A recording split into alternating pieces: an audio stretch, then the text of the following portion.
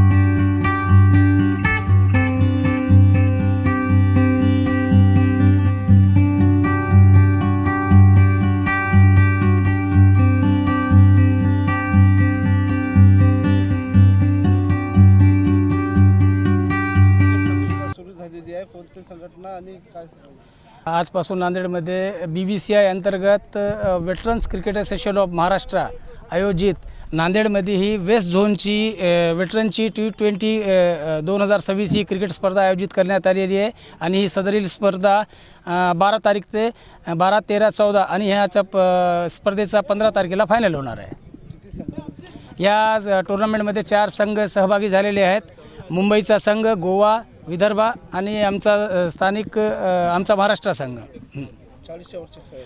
ही स्पर्धा वेटरनची म्हणजे 40 वर्षा वयोगटात वयाच्या वरची स्पर्धा आहे। उद्देश आहे याच्या मागचा उद्देश आहे की जे आपल्या 20 वर्षापूर्वी जे प्लेयर चांगले खेळलेले आणि त्यात जे रिटायर झालेले असतात त्यांना एक क्रिकेटमध्ये खेळण्याचा वाव मिळावा म्हणून ही स्पर्धा आयोजित करण्यात आलेली आहे।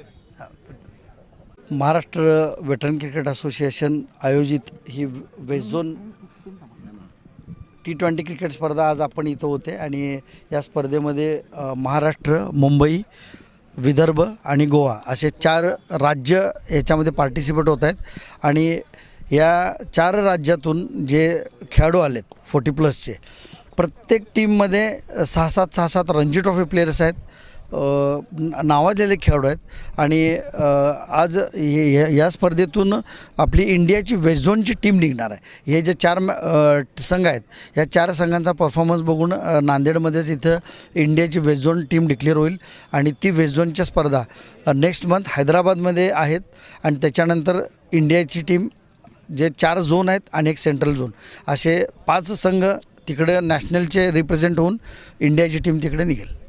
कसं आहे इथं सगळं हे जे टेस्ट जे भेटलेले आणि महाराष्ट्रामध्ये आपल्याला पहिली वेळ आपल्याला हे मॅचेस भेटलेले आहेत वेट झोनच्या आणि खूप कमी दिवसामध्ये भेटलेले आहेत. तरी बी आयोजन आमच्या पद्धतीने आम्ही चांगलं करीत आहोत आणि जे बाहेरून गोवा, विदर्भ, महाराष्ट्र आणि मुंबई या ज्या 4 टीम ज्या राज्यांच्या 4 टीम आहेत त्या याच्यातले चांगले प्लेयर्स इथून पुन्हा अजून पुढे खेळणार आहेत आणि बाहेर देशामध्ये यांना खेळायची संधी भेटणार आहे इंटरनॅशनलमध्ये BVC म्हणून.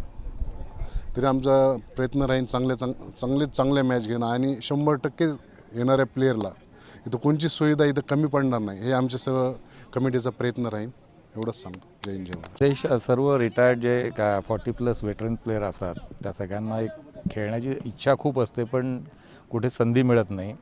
अशा सगळ्या प्लेयर्ससाठी एक संधी उपलब्ध करून देण्याचा हा उद्देश असतो. हे इंटरनॅशनल लेवलपर्यंत हे सगळी संधी मिळू शकते. यानंतर आता ह्या सगळ्या टेस्ट झाल्या या सगळ्या टुर्नामेंटनंतर सगळं सिलेक्शन होईल आणि याच्यातनं चांगले प्लेयर्स काढून एक वेस्ट झोनची एक टीम तयार करण्यात येईल आणि त्या टीमबरोबर इंटर झोनच्या आता परत मॅचेस होतील त्यातनं सिलेक्शन होऊन इंडियाची टीम निघते.